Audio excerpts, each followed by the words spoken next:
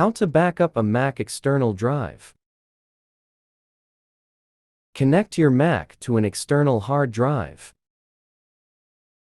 Click the Time Machine icon in the menu bar.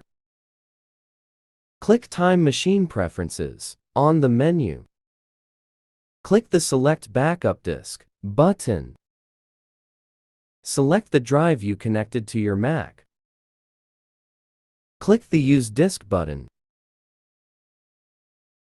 Check the box next to back up automatically. Click the Options button to configure your backup preferences. Choose which items to back up. Click Backup now.